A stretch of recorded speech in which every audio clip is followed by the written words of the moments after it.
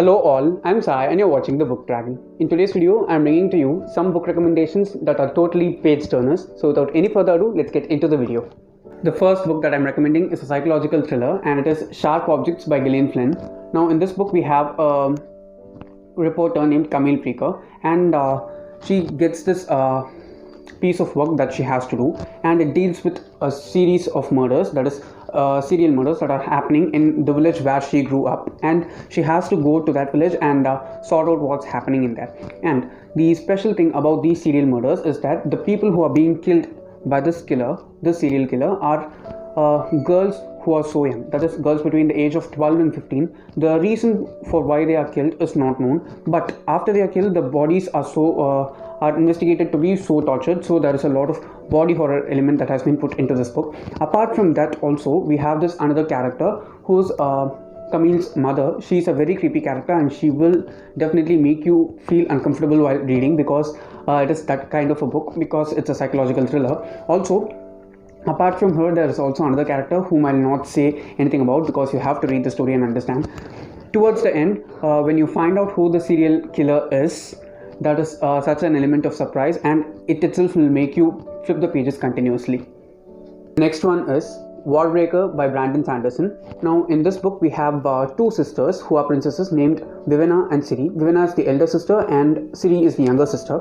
Of these two, Vivenna, the elder one, she is the one that's trained in order to marry this person called the God King, who is a god as well as a king. And this marriage alliance is actually made in order to avoid war between the kingdom of the gods and the kingdom to which Vivenna and Ciri belong. But certain things happen, and due to this, instead of Vivenna, Ciri is married to the God King, and the character of Ciri is that she's not trained in any way. She's innocent. She's so tomboyish in every sense, and due to the twist which I said, Ciri is married to the God King instead of Vivenna, and she has to navigate her way through the kingdom and its politics because she's not trained in any way for that. At the same time, Vivenna is the person who doesn't want to waste all the training that she's taken for these many years tediously, and also she wants to save her little sister. So she tries to find a way in order to reach Ciri and free her from the God King's rule. Both of the sisters' stories are so good, but if you ask me, Vivenna's story is even more adventurous compared to Ciri's. Ciri's story happens entirely within the palace of the God King, whereas Vivenna's story occurs at different locations, and how she experiences life during the journey that she takes in order to save her sister, that is very interesting to read. Also, the magic system in this book is really good. If you ask me, the magic system itself is a page turner, because you don't get the magic explained in the beginning of the story itself. You have to read through and you will have to learn and understand. It's so good in that sense. Also, the best page turner part about this book is that the title, Warbreaker, you'll not be able to guess who the Warbreaker is until you reach like the last chapter or the chapter before the last chapter, because it is done so well by Brandon Sanderson in that way. She hints many times that this person is going to be the Warbreaker, but I was totally taken off guard when it was revealed that that person was actually the Warbreaker. I also have a dedicated review for this one already in my channel. I'll try to link it up in the iCard or down in the description, so if you can check it if you want to. Next one is Throne of Glass by Sarah J. Maas. Now this is a young adult epic fantasy. Warbreaker was an adult epic fantasy. Now the thing about this book is the character of Celaena Sardokian, who's the protagonist. She's a female assassin, and she's been put into jail because she was caught, and there is this one condition that she has to fulfill if she has to be released from the jail, and that is to win a competition in which many other assassins will participate, and if she wins, she'll be made as like a guard for the king, and she'll be able to lead a freer life compared to the one in the prison. And how Celaena does that, that's the best thing. Many people don't like the character of Celaena Sardokian because she's a bit dumb at times, but if you ask me, it's a good blend of two characters. Okay, Celaena has these two sides, which are one which is the warrior side, that is that of an assassin, and the other is that of a girl who likes doing girlish stuff. Okay, she's both in every ways, and that's what adds this good flavor to the story, if you ask me. Also, the pacing of this book is really good, guys. If you want to read like a nice fast-paced story, just as I said, it's a competition, right? So we are going to get several rounds of the competition, and how she performs, what she does in order to do certain things in order to advance compared to others. They are all so good, and it'll make you turn the pages continuously for sure.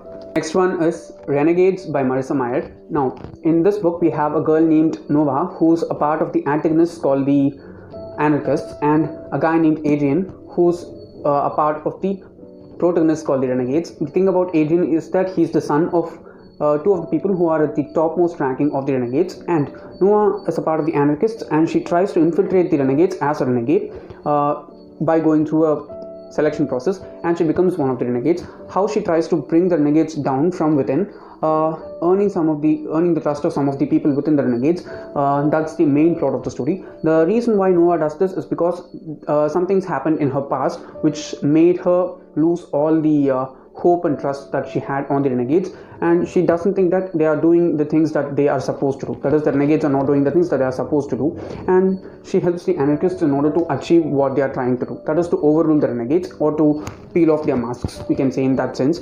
And the page turning element of this story is that it is very much action packed. As I said before, it's a superhero story, okay? So there are a lot of superpowers involved, and each and every fight scene and battle scene or training scene in this one is so epic. It is just so fun to read, and if you're a person who likes reading or watching action packed stuff, then you have to read Renegades by Marissa Mayer.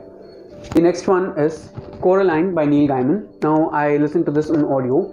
The thing about this book is that I cannot explain the plot that much, okay? I'll just tell what or who the story is about. The story is about this little girl named Coraline who lives with her parents in a house, and she has this cat with her.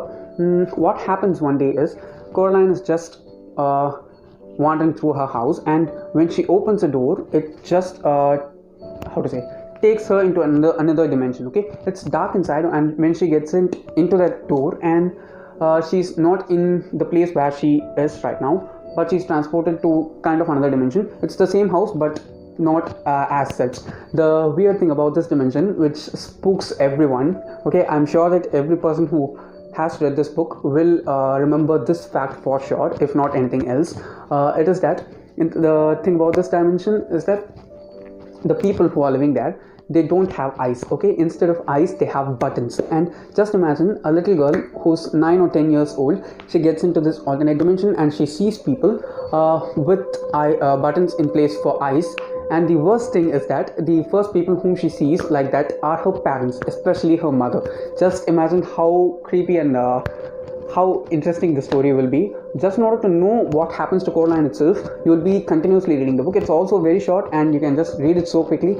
The special thing about this book, the best thing about this book, if you ask me, is Neil Gaiman's writing. He knows how to write atmospheric stories, and it was just so good in that sense. And if you're trying to read something creepy and spooky during this time, then you have to try Coraline by Neil Gaiman. Last 3 books that I'm recommending are Indian books, and of these, the first one is Keepers of the Kala Chakra by Ashwin Sanghi. Now, this is a book that's a blend of genres, mainly crime thriller, science fiction, mythological fiction, mythology in general, philosophy, everything put together. But the crime thriller or the thriller part of the book stands out than most of the other things.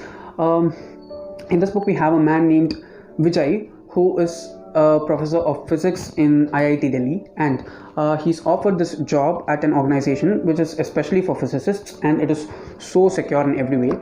He gets this job, he gets a huge package, and he just goes to the job. While he's getting in there, he has to work as a double agent, and he has to try to help other people uncover certain stuff about this organization. How that story ends up, that's really good. There is this other character named Brahmananda in this book who is kind of the center of the story, if you ask me. The main core of this story as a whole, it interrelates religion and science in a subtle way, and it is really good to read.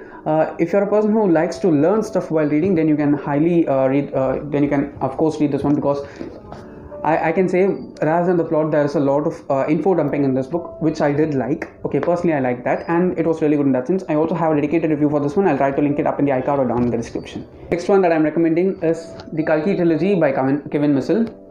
It has 3 books, hence a trilogy. The first one is Dharmayodha Kalki, Avatar of Vishnu. The second one is Satyayodha Kalki, Eye of Brahma, which is my favorite of the 3. And the last one, which is Mahayodha Kalki's Word of Shiva. Okay, all these words are a bit different for me to keep in mind always. And the best thing about this series is that it is very well paced. Okay, it is based on the supposed 10th Avatar of Vishnu, which is take place in this yug, and it is really good in that sense. Okay, it's mythological fiction, so it has religion as well as a lot of imagination put into it. It is also diverse in many sense. Okay, Kevin Mitchell doesn't only try to imagine a supposed story that is to happen, but also he tries to include a lot more varieties of people into it in every sense, if you ask me, and it was pretty well done. Okay, I've not seen that done much in Indian books, and I like that aspect of the story.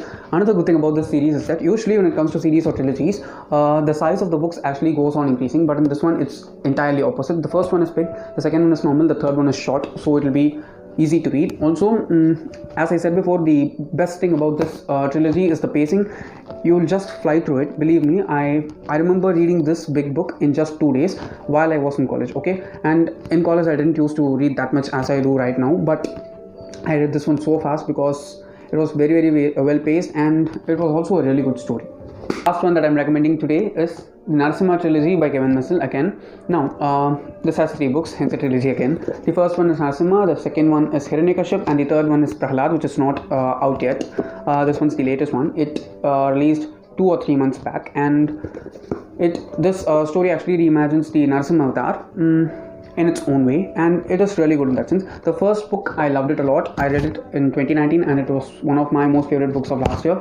This one, I read it 1 month back, and it was not that great. Okay, it was so rushed up, so short, but the thing which makes me want to pick up the third book is that the ending of this book was the ending which I thought would be the ending of the trilogy, but it has the ending which I thought came in the second book's climax itself, and I'm very much interested to know how the story progresses after this. And I think that's the element of mythological fiction that Kevin Mitchell has put into this. Also, this also has really good pacing. Okay, you see, this is a huge book. It's nearly 400 pages long, and I read this one also in 1 day. I'm sure that most people who are like average readers like me, average speed readers like me, you can definitely finish this within 1 day, because he has this very smooth style of writing. Okay, you will not suffer in order to read those words or go with the flow, because it's really easy in that sense, and I'm sure that you'll like this. That's all for today, and if you did enjoy watching today's video, don't forget to give it a thumbs up and also share it to your friends. If you want to get more content from me, do subscribe to the channel, because I make new videos every Sunday, Tuesday, Thursday and Saturday. Thanks for watching, and have a great rest of your day.